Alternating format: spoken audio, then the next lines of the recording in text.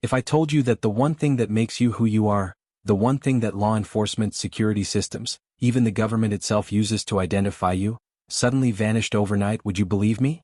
Imagine waking up in a hospital bed, confused, dazed, the sterile smell of antiseptic burning your nose, and then realizing that your fingerprints, those tiny ridges you've carried since the day you were born, are completely gone. Smooth skin where your identity used to be. Terrifying, right? That's exactly what happened to me, and the worst part is that it wasn't an accident, it wasn't some freak medical condition. It was my wife who told me it would just be a routine procedure. And now, I'm left questioning everything I thought I knew about her. Viewers, I'm going to tell you this story step by step, in a way that will make you feel as if you're right there with me, uncovering each dark layer one at a time, and I promise you, by the end of this video, you will get the answer you came here searching for. But I have to warn you, it's not the kind of answer that lets you sleep peacefully at night. Now, I want you to really picture this with me. You've been married to someone you trust with your whole life. You've built memories, shared secrets, and let your guard down in ways you'd never allow with anyone else. And then, one day that same person looks you in the eye, smiles warmly, and tells you not to worry. She says it's nothing, just a routine checkup, something simple, something harmless. You believe her because why wouldn't you? That's your partner, the one person you've sworn to stand by. But when you wake up, nothing about your life is the same anymore. Viewers, this is not just a story about marriage or trust. It's about control, manipulation, and the horrifying realization that the person lying next to you in bed might be keeping secrets bigger than you could ever imagine. I'm telling you this not as some distant storyteller but as someone who lived it, who felt the sting of betrayal in the most personal way possible. I want you to stay with me because this story isn't just about me, it's about you too. Have you ever trusted someone so completely, only to feel that gut punch when you realized they weren't who you thought they were? Have you ever felt that creeping chill when you realized you were being lied to, even as someone smiled at you, swore to you that everything was fine? That's what makes this story universal. That's why you're here. You want the truth, and I promise you, by the time this introduction ends, you're going to be desperate to know what happens next. The atmosphere that night was deceptively ordinary, and maybe that's why I didn't see it coming. My wife made dinner, laughed at my jokes, and asked about my day like everything was normal. We sat at the table just like any other evening, and she reached across, held my hand, and told me there was a quick medical procedure she thought I should go through. She spoke about it so casually, like it was a dental cleaning or a flu shot, nothing major. She said it was for my health, something preventative, something that would save me from problems down the road. She used words like routine and simple, and because she said them with so much ease, I didn't question her. But looking back, I should have noticed her eyes that night. They weren't calm, they weren't casual. They were fixed, calculating, as if she was studying me to see if I'd buy into her story. And I did. Because that's what you do when you love someone. You trust. And that's exactly what she counted on. I remember the ride to the clinic as if it happened 5 minutes ago. The streets were quiet, the city lights blurred past the windows, and she kept her hand on my knee the entire drive, comforting, steady, like a wife who cared. But every now and then she squeezed just a little too tight, like she was reminding herself that she was still in control. I didn't notice then, but I remember it now. Funny how hindsight works, how all the tiny details come back to haunt you once the truth comes out. When we arrived, the building didn't look like a hospital, not the kind you'd expect for a procedure. It was small, dimly lit, with no bright signs or waiting rooms full of patients. I remember asking her if this was the right place, and she just smiled, told me I worried too much, and led me inside. The receptionist barely looked up when we walked in, and everything felt too quiet. If you've ever been in a medical office, you know the feeling: papers shuffling, phones ringing, nurses walking quickly through the hallways. But here? Nothing. Just silence. Silence so heavy it pressed on my chest. They put me under almost immediately. No long explanations, no paperwork, just a quick injection, and then the world went dark. And that's where the nightmare began. When I opened my eyes again, I was back in a sterile room, my head pounding, my mouth dry. My wife was there, sitting by my side, holding my hand like she had done before. She smiled at me, told me it went well, told me I had nothing to worry about. At first, I believed her. Why wouldn't I? But when I reached for the cup of water on the table and wrapped my fingers around it, that's when I noticed it. My skin felt wrong. Too smooth. I lifted my hand to the light and my heart nearly stopped. My fingerprints were gone. Completely erased. Now, I know what you're thinking. Maybe I was imagining it, maybe it was the drugs, maybe it was swelling or bandages. But no. I touched every finger, pressed them against the cup, against the sheet, against the little metal railing on the bed. Nothing. No ridges, no prints, no identity. Just smooth skin, as if I had been manufactured fresh, as if the history of my hands had been wiped away. And when I looked at my wife for answers, her face didn't show surprise. It showed relief. Viewers, that was the moment I realized my life had changed forever. That was the moment I knew my wife wasn't who I thought she was. But here's the part that will make you question everything you think you know about loyalty, love, and trust. When I asked her why, when I begged her for an explanation, she didn't give me one. She just whispered in my ear, "Asterisk, you're safe now. No one can trace you anymore." Asterisk. And that's where this story truly begins. Because from that moment on, I wasn't just a husband, I wasn't just a man, I was someone without an identity, someone stripped of the one thing the world uses to prove I exist.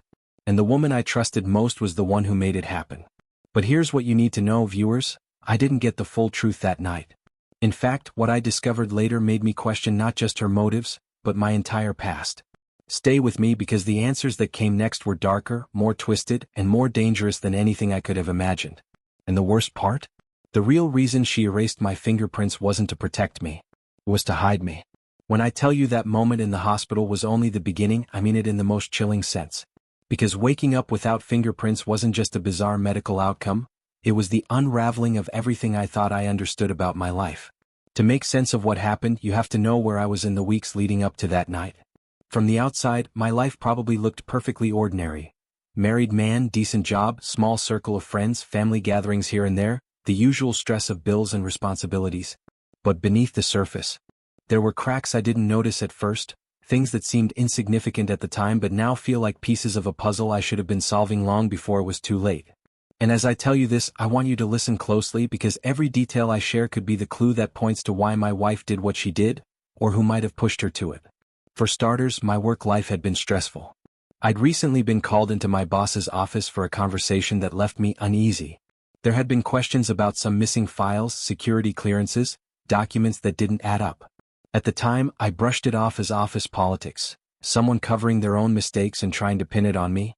But now, when I replay those moments, I wonder if I was already under some kind of watch, if someone had already marked me as a problem. My job involved sensitive information, not national secrets exactly, but things that mattered to the right kind of people. The kind of people who don't forgive easily when they feel threatened. Could it be that my wife knew more than she let on, and that the so-called procedure was connected to my work? Or was that just me trying to connect dots that didn't exist, my mind hunting for answers in the dark? My relationships outside of work weren't simple either. There was my brother, who had been acting distant, almost paranoid in the months before all this. He'd call me late at night, rambling about people following him, about messages that didn't make sense, about how he felt like his phone was tapped. I chalked it up to stress, maybe even paranoia, but he insisted that someone was watching him. When I asked who, he'd just say, "You'll see. You'll see soon enough." At the time I laughed it off. But now those words ring in my ears like a warning I ignored. Was he talking about the same shadowy presence that somehow led to me waking up with no fingerprints? And if so, did my wife know about it? Or was she part of it? Then there were my friends. Or at least the people I thought were friends. One of them, Mark, had been asking too many questions about my personal life lately, where I went, who I talked to, how often I traveled for work. He'd frame it like casual conversation, but his eyes always seemed to study me a little too closely, like he was looking for cracks in my story, waiting for me to slip up.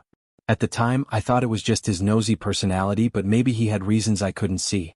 Maybe he was fishing for something bigger, something tied to why my identity had to be erased. Was Mark the kind of person who could manipulate my wife, convince her that she was doing me a favor while actually dragging me into something dangerous? Or was I unfairly seeing him as suspicious just because I needed someone to blame?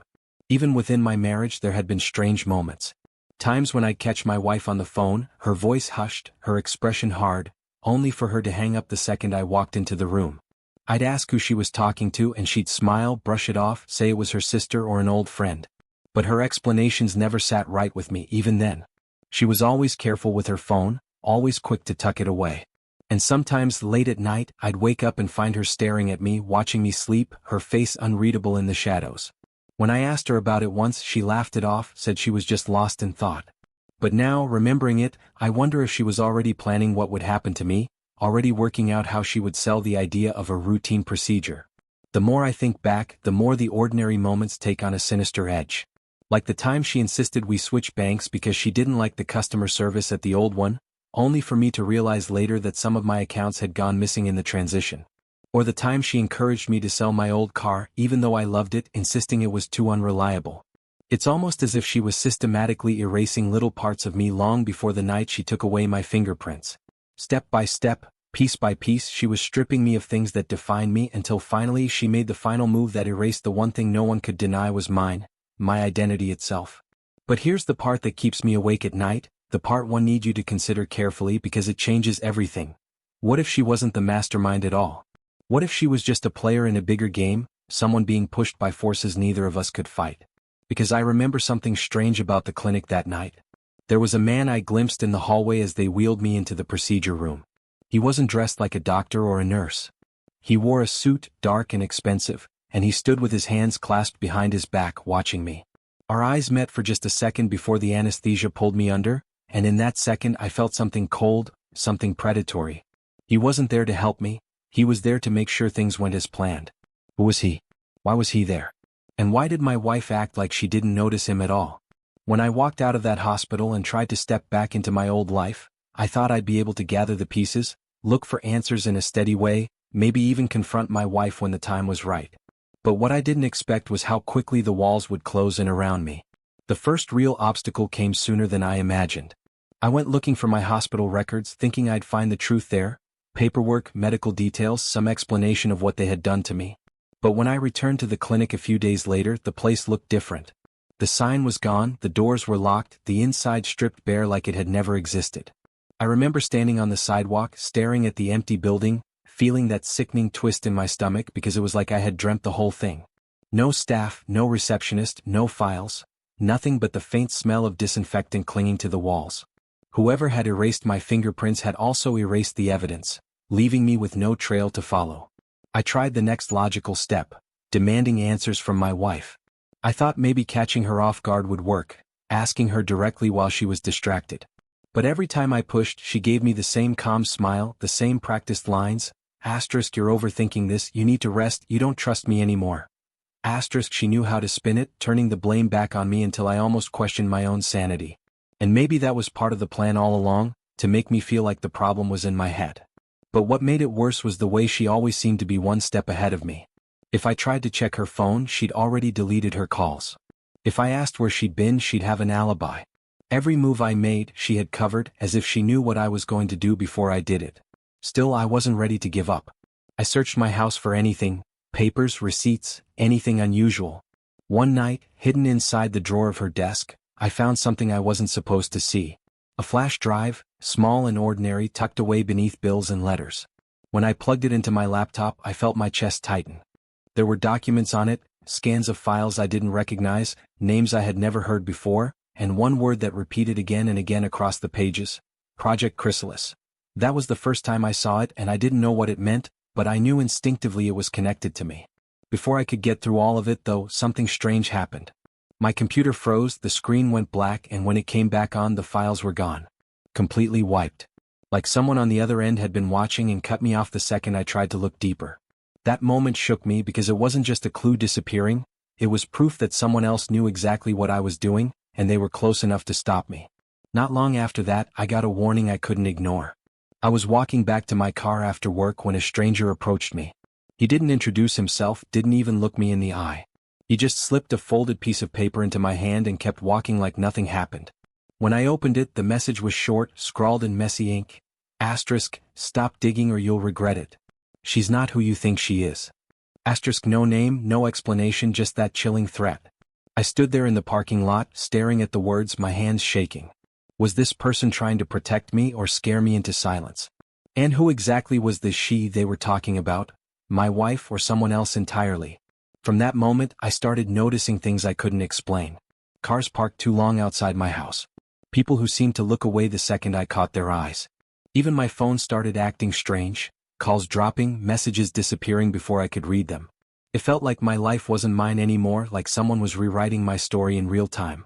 And through it all, my wife remained calm, almost serene, like none of it touched her. Sometimes I wondered if she already knew I'd never get the answers, because the game was rigged against me from the start. But what truly sent me spiraling was a secret from the past that came crashing back when I least expected it. My brother called me again, his voice low, urgent, the kind of tone that made me sit up straight. He told me he had something I needed to see, something that would make sense of everything. I drove to meet him that night, and when I got there he pulled out an old photograph. It was faded, creased, clearly years old, and when I looked at it my heart stopped.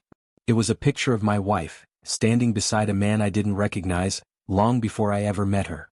And in the corner of the photo, blurred but unmistakable, was the name Chrysalis printed on a sign behind them.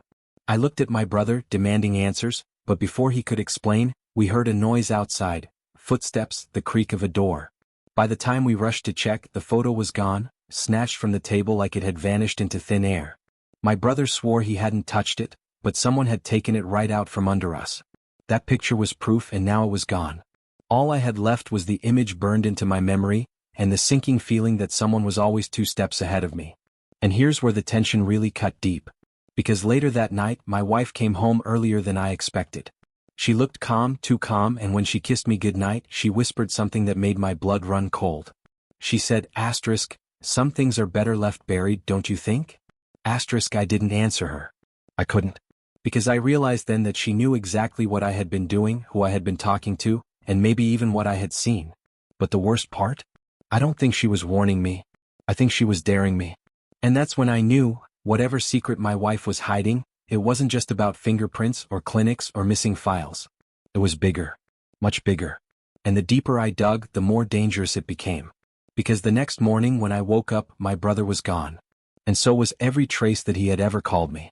The morning I realized my brother had vanished, I told myself maybe he'd just gone underground for a while, maybe his paranoia had finally gotten the better of him.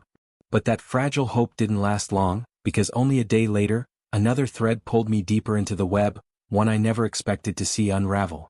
It started with a phone call, not from him but from his ex-girlfriend, a woman I hadn't spoken to in years. She sounded shaken, her words tumbling out in rushed whispers, and the first thing she said to me was, "They're watching me too." I froze, every muscle in my body tense because she wasn't supposed to know anything. Yet she claimed she'd been receiving strange envelopes at her apartment, no return address, just a single piece of paper inside each one. The first had my brother's handwriting, though it was shaky, almost frantic. The second had something worse, a photocopy of my driver's license with my fingerprints smudged out completely, like someone had gone through the effort to erase them even from the paper. She asked me if I knew what it meant, and I lied, told her I had no idea, even though inside I felt the world tilt off balance. Someone was looping her into this nightmare now, someone who wanted me to know they could reach the people around me as easily as they reached me. It didn't stop there. That same afternoon she texted me a photo of another note she had found slipped under her door. This one read, "He's not gone. He's been rewritten." At first glance it didn't make sense, but the word rewritten clung to me like a shadow. If my fingerprints were erased, if my brother had disappeared without a trace, was that what this was really about? Rewriting identities, reshaping lives, erasing the core of who we are until nothing recognizable remains? I wanted to dismiss it as nonsense, some cruel trick, but the problem was, too much had already happened for me to call it coincidence. I tried to protect her, told her not to respond to the letters, not to talk to anyone about them, but she pushed back. She said she'd seen something once when she was still with my brother, a glimpse of a folder he kept hidden away, a folder with my name on it long before any of this began. She admitted she had thought it was strange at the time, maybe even obsessive, but now she was convinced he had been onto something larger, something that tied me, my wife, and all of this together. That revelation twisted the knife deeper, because it meant my brother might not have been paranoid at all. He might have been trying to warn me, to save me before they got to him first. But just when I thought I had a new direction to follow, the universe threw another curveball at me. At work, I got pulled aside by one of my co-workers, a woman I'd never been especially close with, who suddenly seemed nervous just being near me. She leaned in, glanced over her shoulder, and said quietly, "Don't trust the files. They're changing them." Before I could even ask what she meant, she walked away, leaving me standing there stunned. Later that night, when I logged into the system at home, I saw what she was talking about. Documents that had once carried my signature, records tied to my projects, had been altered, dates shifted, details rewritten, some even showing signatures that weren't mine. It was as if someone was scrubbing me from existence on every level, not just physically but digitally too. And the terrifying thing was, it worked. The next morning my boss called me into his office, papers in hand, and asked why my name didn't match the records anymore, why I was claiming responsibility for work I clearly hadn't done. I tried to explain, but I could see in his eyes he didn't believe me. To him, it looked like I was fabricating stories, and to me it felt like the net was tightening. The contradiction was maddening. On one hand, my wife claimed she had erased my fingerprints to protect me, to make me safe. On the other, my entire identity was being dismantled piece by piece, leaving me vulnerable in ways I couldn't fight. So which was it? Protection or destruction? And more importantly, who was actually pulling the strings? Because as much as I wanted to pin it all on her, every new clue seemed to suggest she wasn't working alone. She was either following orders, or she was part of something so vast that confronting her would only scratch the surface of the truth. And then, another piece of the puzzle arrived, one that flipped everything upside down. Late one night, when I was half asleep, my phone buzzed with a new email from an address I didn't recognize. No subject line, no signature, just a single attachment. Against my better judgment, I opened it, and what I saw nearly made me drop the phone. It was a scanned copy of a birth certificate, with my name on it but not my birthday. The date was off by years, and worse, the parents listed weren't mine. The document looked official, stamped and sealed, but if it was real, it meant the identity I'd lived with my entire life wasn't mine to begin with. And if that was true, then maybe the erasure of my fingerprints wasn't the beginning of my story unraveling. It was just the continuation of a lie that started the day I was born. I didn't know who to trust anymore. My wife was still smiling at me in the mornings, making coffee as if everything was normal. My coworker avoided me like I was contagious. My brother's ex kept insisting she had more to tell me, but her fear made her unreliable. And now, this document, this impossible piece of evidence, suggested that maybe everyone had been lying to me from the very start. I wanted to scream, to demand answers, but all I could do was sit there in the dark, staring at the glowing screen, wondering who I was and why someone wanted me to forget. And just when I thought the questions couldn't pile up any higher, my phone buzzed again. This time it was a text message from an unknown number. It said, asterisk, if you want the truth, meet me where it all began. Asterisk. The problem was, I had no idea what where it all began meant. I remember the exact night everything shifted from confusion to real, bone-deep fear, the kind that makes the air feel heavier and the walls of your own home feel like they're closing in. Up until then, I told myself maybe I was overreacting, maybe I was just letting paranoia eat at me because of the missing records, the erased fingerprints, the cryptic warnings. But that night shattered any illusion I had left of being safe. I had gone out for a late drive, something I used to do when my head got too full, when I needed quiet roads and the low hum of the engine to sort through my thoughts. The streets were mostly empty, the kind of quiet suburban roads where every porch light seems to glow like a silent witness. But in my rearview mirror, I noticed something unsettling, a dark SUV that turned when I turned, slowed when I slowed, never too close, never too far. At first I brushed it off. Coincidence. But after the fourth turn, my stomach knotted because it was no coincidence at all. They were following me. My palms were slick against the steering wheel as I tested it, making sharp turns through neighborhoods I didn't usually drive, doubling back, circling through dead ends. Each time the SUV reappeared, steady and deliberate, like a predator stalking prey. My heart hammered against my ribs, the sound so loud I could barely hear my own breathing, and the thought hit me with brutal clarity, whoever was behind that wheel didn't want me to get away. I finally pulled into a crowded gas station, hoping the lights and the presence of other people would scare them off. I sat there for a minute, pretending to check my phone, my eyes flicking nervously to the mirrors. The SUV slowed as it passed, and though the windows were tinted, I swear I felt the weight of their gaze pressing on me before they disappeared into the night. But the message was clear. They wanted me to know I was being watched. By the time I got home, I was shaking so badly I could hardly fit the key into the lock. And what I found inside only made it worse. The house was quiet, too quiet, and for a brief moment I thought maybe my wife had gone to bed early. But when I called her name, no one answered. I walked through every room searching and found her phone sitting on the kitchen counter, screen still lit with a notification she hadn't read. She never left her phone behind. Ever. That device was practically glued to her, always close, always guarded. To see it sitting there unattended made my chest tighten. Something wasn't right. I opened the screen, ignoring the guilt that tugged at me, and saw a single message waiting. It was from an unknown number, the same type that had sent me the cryptic text earlier, and it said only this, asterisk, she knows too much. Asterisk, that was it. For words that chilled me to my core because it wasn't just about me anymore, it was about her. My wife, the woman who had erased my fingerprints, who might have lied to me, who might have betrayed me, but who also might be the only person who knew how deep this rabbit hole went. And now, according to whoever was pulling these strings, she was in danger too. I sat there, staring at that glowing screen, my thoughts spiraling. Had she run? Had they taken her? Was she in on it, or had she finally become another pawn in the same twisted game that had swallowed my brother? Every possibility tore at me, and none of them gave me comfort. My mind raced back to the photo my brother had shown me, the one that had vanished, the word chrysalis stamped like a brand in the background. It all felt connected, like threads in a net tightening around me, and I was too tangled to escape. The silence in the house became unbearable. Every creak of the floorboards sounded like footsteps, every shadow stretched too long against the walls. I couldn't shake the feeling that someone had been inside, that maybe they were still watching even now. I locked every door, every window, but deep down I knew it didn't matter. Locks wouldn't stop people who could erase identities, alter files, and make entire buildings vanish overnight. I kept replaying the moment in the gas station lot, the SUV crawling by under the fluorescent lights, and it made me feel like an animal being hunted, pushed into a corner where the only choices left were fight or surrender. The emotional weight of it hit me then, heavier than ever before. I wasn't just scared, I was losing myself. When you can't trust your wife, when your brother disappears, when strangers send threats and people follow you through the night, you start to unravel.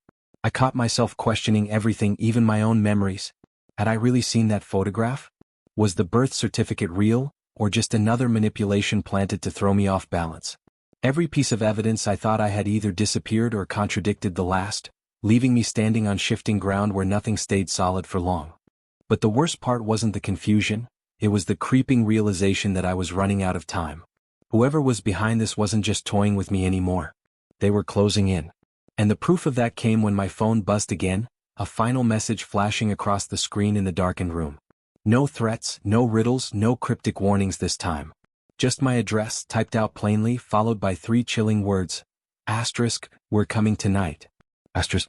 And in that moment, I understood the danger wasn't distant anymore. It was already on its way to my door. I didn't sleep that night. How could I, knowing someone had promised to come for me before morning? I stayed in the living room with every light on, clutching a heavy flashlight like it was a weapon, jumping at every sound outside. Hours dragged like years, the darkness pressing in heavier with each passing minute. But the strange thing is, they never came. No knocks, no broken windows, no SUV pulling into the driveway. Just silence. A silence so unnatural it made me question whether the message had been real or just another mind game meant to break me. By dawn, my nerves were frayed, my body aching from exhaustion, and that's when I heard the doorbell ring. My chest locked up. I froze, afraid to move, afraid that opening the door would be the last mistake I ever made. But when I finally worked up the courage to check, it wasn't who I expected. It was Mark, my old friend, standing on the porch like he had every right to be there, calm as ever. His sudden presence made my skin crawl, because I hadn't spoken to him in weeks, not since he'd started acting strange, asking too many questions. He stepped inside without waiting for an invitation, looked around the house like he was checking for something, and then he dropped the bombshell that turned my world upside down.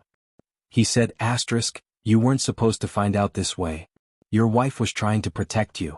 Asterisk. Those words hit me harder than the threats, harder than the stalking, harder than the disappearance of my brother. Protect me? How could mutilating my identity, lying to my face, and dragging me into this nightmare be protection? I demanded answers, my voice shaking with equal parts anger and desperation, and that's when Mark leaned in, his tone low and deliberate. He told me that my life, the name I carried, the memories I thought belonged to me, wasn't mine at all. He said I was part of something called Chrysalis, not as a victim but as one of its earliest participants. According to him, I wasn't supposed to remember who I really was, and my wife had been assigned to keep me safe once cracks began to show in the system. I wanted to call him insane, to throw him out and never look back, but then he showed me something that froze the words in my throat. From his jacket, he pulled a photograph, crisp and clear, not like the faded one my brother had shown me. This one was new, glossy, undeniably real, and it showed me standing in front of that same chrysalis sign, smiling with my wife at my side. Only in this picture, I looked different. My hair cropped shorter, my expression sharper, colder, like I was a stranger wearing my own face. I stared at it until my vision blurred, my mind refusing to accept what my eyes were showing me. Mark swore that I had been part of a project designed to create people who could move through the world without a trace. No records, no fingerprints, no past to tie them down. Ghosts in plain sight. He said I had volunteered once long ago, but when I wanted out, they couldn't just let me walk away. My wife, he insisted, had been placed in my life not as my partner by chance, but as my handler, the one person tasked with keeping me in line, keeping me safe from exposure. The moment my fingerprints were erased, it wasn't a betrayal, it was her way of pulling me back under the veil, protecting me from whoever had started sniffing around. The room spun as he spoke, every memory I had with her twisting in my head like shards of glass. The late-night phone calls she'd hidden, the insistence on changing banks, selling my car, controlling every detail of our lives, they weren't coincidences or signs of deception. They were calculated moves to keep me invisible. But then the questions hit harder than ever. If she was protecting me, why did it feel like I was being hunted? If I was part of Chrysalis, why couldn't I remember? And where did my brother fit into all of this? Was he trying to save me, or had he been silenced because he knew the truth too soon?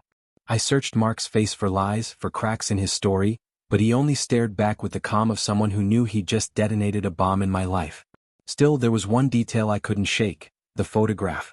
How had he gotten it? Why did he have access to proof I'd never seen before? I asked him, my voice breaking with the weight of everything, and he hesitated just long enough to make my skin crawl. Then he said, because I was one of them too. And you were the best they ever had. Those words made me feel like the floor had been ripped out beneath me. If he was telling the truth, then everything I thought I knew, about myself, about my marriage, about my own identity, was a carefully constructed illusion. But if he was lying, if this was just another manipulation in a long chain of deceptions, then I was even more lost than before. The only certainty I had was this: nothing was what it seemed, and the people I thought I could trust were no longer allies.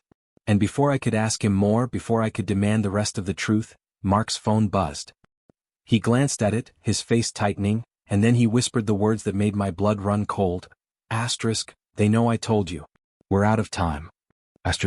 Mark's words left me standing in the wreckage of my own identity, but it was the urgency in his voice that drove the knife deeper. We're out of time. He didn't wait for me to argue, didn't try to convince me further. He just moved, pacing like a man who knew the walls were already closing in. And in that moment, I realized what terrified me most wasn't just the possibility that he was telling the truth, but the fact that I was going to have to choose who to believe before this game devoured me completely. Because if Mark was right, my wife wasn't my wife at all. She was a handler, a shadow assigned to keep me tethered to a life I didn't really own. But if Mark was lying, if this was some elaborate setup, then the only person I could trust was the same woman I'd been doubting all along. It was an impossible choice, one where either side could destroy me. That night I confronted her, though the word confront feels too clean for what it really was. It was messy, raw, filled with accusations that tumbled out of me like stones I'd been carrying for years. I told her I knew about the erased files, the staged moves, the photograph of us standing beneath that cursed chrysalis sign. She didn't flinch, didn't shout, didn't even deny it. She just sat there at the kitchen table with her hands folded, her eyes locked on mine, and said softly, I was trying to keep you safe. You were never supposed to remember. Those words cracked something inside me. Because in that instant I saw no guilt in her, no malice, only sorrow. But sorrow doesn't erase betrayal, and it doesn't answer the one question that burned in me like fire. Why me?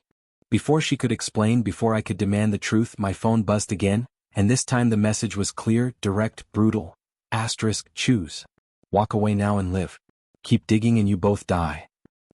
The ultimatum hung in the air between us like a blade. Safety or truth? Life or answers? It was the kind of decision you think you'll never be forced to make, until suddenly you're staring at it on the screen of your own phone, knowing every second you hesitate could tip the scales against you. I looked at her, at the woman who might have been my protector or my betrayer, and I thought about my brother, about his frantic calls, about the photograph that vanished from under our noses. If I walked away, if I buried this nightmare, maybe I'd survive. But my brother wouldn't come back. My past would stay locked away. And I would never know who I truly was. The emotional weight of that choice crushed me. Safety meant living a lie, surrendering to the shadows that already owned me. Truth meant risking everything, my life, my wife's life, maybe even the scraps of normalcy I had left. And the worst part was knowing I couldn't trust either path, because both were laid out by people who wanted to control me. I could see the fear in her eyes as she whispered, please just let it go. We can start over, disappear somewhere else. But those words only tightened the knot in my chest, because if she had been steering my life all along, how could I trust her definition of safety? In that moment, I realized this wasn't just a fight for answers. It was a fight for my own agency, for the right to make my own choices instead of being pushed and pulled like a pawn. The paranoia clawed at me, whispering that every move I made was already predicted. Every option I thought I had was another trap. Was Mark using me? Was she? Was the real danger coming from someone I hadn't even seen yet? I didn't know. All I knew was that I was being forced into an impossible corner, and whichever way I turned, something inside me was going to break. And then the real blow landed, the one that made the ultimatum feel like a death sentence. My phone buzzed again, and this time the message wasn't about me, it was a photo. Grainy but clear enough to recognize. My brother, bound to a chair in some dimly lit room, his face bruised, his eyes wide with terror. Beneath it, 6 words that carved through me like ice. Asterisk, he pays if you choose wrong. Asterisk. That was the moment I understood the stakes weren't just mine anymore. Every decision I made would ripple outward, destroying the people I cared about, the ones who were already tangled in this nightmare.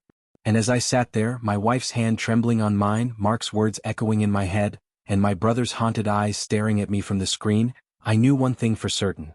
No matter what I chose, there was no going back. Because the truth wasn't just dangerous anymore. It was lethal. The photo of my brother bound to that chair burned itself into my mind, a brand I couldn't erase no matter how hard I tried. His eyes were alive with terror, pleading through the grainy pixels, and beneath it all was that brutal ultimatum, daring me to move, daring me to decide. It was then I realized the nightmare wasn't just about me or my erased fingerprints, it was something vast, calculated, and merciless, something that reached into the lives of everyone connected to me. I thought I had been the target, the unlucky one caught in a trap, but staring at that message I understood I was just a single piece in a game so much larger, and whoever sat on the other side of the board wasn't playing fair. Mark was pacing the room like a caged animal, his voice sharp, warning me that we had to leave, that staying put meant signing my brother's death warrant. My wife, on the other hand, sat stone still, tears brimming but refusing to fall, whispering that running now would only make things worse. They pulled me in opposite directions, each of them speaking like they held the truth, each of them demanding my trust, and I felt myself tearing apart in the middle. My mind screamed at me to make a choice, but before I could, the power in the house flickered and died, plunging us into suffocating darkness. The only light came from my phone screen, still glowing with that cursed picture, and for a heartbeat I swore I heard movement outside, footsteps circling the house like wolves closing in on prey. That's when the betrayal hit me, swift and cutting. Mark reached for me, not with reassurance but with something cold and metallic in his hand. A syringe glinted in the faint glow, its needle poised, and his voice hardened into something unfamiliar as he said, asterisk, you were never supposed to remember. This will fix it. Asterisk, I recoiled, the floor tipping beneath me, my heart slamming against my ribs as I realized the man I thought was finally giving me the truth was nothing more than another handler, another cog in the machine that wanted to keep me buried in lies. He had lured me in with photographs, with half-truths, with just enough breadcrumbs to gain my trust, and all the while his mission had been to bring me back under control. My wife lunged between us, screaming at him to stop, her voice ragged with desperation, and in that chaos I understood something horrifying. She wasn't just protecting me because she cared, she was protecting me because I was different, because whatever Chrysalis had done to me I wasn't like the others. I had resisted the rewriting. I had broken free even if only in fragments. And that made me valuable. That made me dangerous. That made me a threat to the very foundation of the program. The scale of it hit me then in one breathless wave. Chrysalis wasn't about me. It wasn't about one man losing his fingerprints or one family caught in lies. It was an entire system, an underground network designed to erase and rewrite identities, to build people who could infiltrate governments, corporations, entire countries without ever being detected. People like me were experiments, living weapons in plain sight. My brother must have stumbled too close to the truth, and that's why they had him. Mark, the friend I thought I could lean on, was just another layer of control. And my wife, the woman I shared a bed with, the woman I loved, was torn between the role she had been assigned and the human bond she had built with me. But there was no more room for hesitation, no more time to untangle who I could trust. The house shuddered as the front door burst open, shadows flooding in, voices barking orders, flashlights cutting through the darkness. I was dragged to my feet, adrenaline exploding in my veins, and for the first time I saw the sheer scale of it. It wasn't one or two people. It was a unit, coordinated, faceless in black gear, moving with the precision of soldiers. They weren't here to talk. They weren't here to negotiate. They were here to reclaim what they believed belonged to them. My wife gripped my arm, whispering for me to run, to fight, to resist, but her voice drowned in the chaos as Mark raised his hands to the intruders, signaling them, speaking to them in clipped phrases that told me he was one of them all along.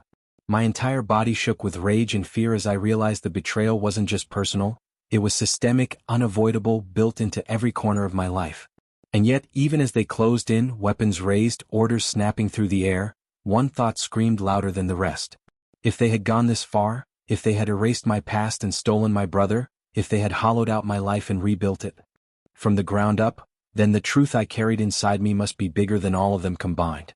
And in that dizzying moment, with danger pressing from every side and no clear escape, I made a silent vow. If they wanted me back, if they wanted to erase me again, they were going to have to kill me first.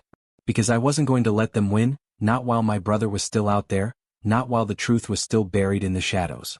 And as the lights from their flashbangs tore through the room, I realized that everything I thought I knew about danger, about betrayal, about survival was just the beginning. The conspiracy wasn't closing in, it was already here, and I was standing in the middle of it. The chaos that erupted inside my home that night was unlike anything I'd ever experienced. The shouts of the operatives, the blinding flash of their lights, the suffocating smoke that poured through the hallways, it was a storm designed to disorient, to break me down before I could even think of resisting. But something inside me snapped as they surged forward, something primal that refused to let them take me without a fight. My body moved on instinct, sharper and faster than I ever believed possible, like some hidden muscle memory had been waiting for this moment all along. I ducked under the first strike, grabbed my wife's hand, and together we stumbled through the blinding haze, desperate to find a way out. Yet even as we fought our way through the darkness, the truth cut deeper than any blade. The very people I thought I could trust were standing on both sides of this battlefield. Mark's voice rose above the noise, commanding, calm, too calm, as he ordered them not to kill me. His words were deliberate, surgical, revealing that they didn't want me dead. They wanted me back, whole and controllable. That realization fueled my desperation because I understood what it meant. Whatever Chrysalis had done to me in the past, whatever they had rewritten, they intended to finish the job tonight. My wife pulled me toward the back door, her grip trembling with fear and resolve, and for a moment I let myself believe we might make it. But then a shadow stepped out of the smoke, blocking our escape, and the sight of him nearly tore me apart. It was my brother. At first I thought they had dragged him here to force my surrender, but then I saw his expression, the sharp focus in his eyes, the strange steadiness in his movements. He wasn't bound, he wasn't broken. He was standing free, dressed like them, armed like them, and when he spoke, his voice was colder than I'd ever heard. "You were never supposed to remember," he said, echoing the words I had heard so many times before, but hearing them from him shattered me. My brother, the one person I thought had been trying to save me, had been part of it all along. The grainy photograph, the frantic phone calls, the whispered warnings, it had all been part of the script to keep me in line, to test how far I'd go before breaking. He hadn't vanished because they had taken him. He had vanished because he was one of them. Rage tore through me like fire, but beneath it was grief so heavy I could barely stand. Every memory of us growing up, every bond we'd shared, cracked under the weight of his betrayal. Yet I didn't have time to fall apart, not with the room closing in, not with Chrysalis ready to claim me. My wife stepped forward, shielding me, her voice trembling as she begged them to let me go, insisting that I wasn't like the others, that erasing me again would destroy what made me valuable. For a split second I thought they might listen. But then Mark snapped his fingers and two operatives surged forward, grabbing her, tearing her from my side. Her screams cut through me raw and jagged, and that was the moment I made my choice. I stopped running. I stopped doubting. If Chrysalis wanted me back, if they wanted to erase me, then I would use whatever they had left inside me against them. I turned on them, fists clenched, my body moving with a precision I didn't recognize, striking harder, faster, almost mechanical. Every move felt like déjà vu, like I had done it 1,000 times before in another life, one they had buried deep inside me. They fell one by one, shouts turning into chaos, smoke turning into fire as furniture splintered under the weight of the fight. But for every one I dropped, more closed in, and through it all my brother stood still, watching, judging, waiting for me to break. When the fight slowed, when the smoke began to thin, he finally stepped forward. He didn't raise his weapon, didn't even lift his hands. He simply looked at me with that same cold expression and said, "You want the truth? You were one of us. You were the best of us. But you tried to leave. And no one leaves Chrysalis." His words cut deeper than the betrayal, because I knew then he wasn't lying. The flashes of instinct, the impossible strength, the way my body remembered what my mind had forgotten, it was all real. I hadn't just been a victim. I had been one of their creations, one of their ghosts, built to vanish, built to infiltrate, built to survive without ever leaving a trace. My entire life hadn't been stolen from me. It had been given to me, designed from the ground up, and I had been foolish enough to believe it was mine. The weight of that truth almost crushed me, but I held on to one thing they hadn't accounted for: choice. Maybe they had built me, maybe they had written my life like a script, but the love I felt, the anger, the betrayal, the pain, none of that was theirs to control. I grabbed my wife's hand again, my chest heaving, and I faced my brother with everything left inside me. Then erase me, I spat, my voice raw, because I'll never be yours again. The room froze in that moment, every gun trained on me, every shadow waiting for the order. And then, in a move none of us expected, it wasn't me who acted first, it was my wife.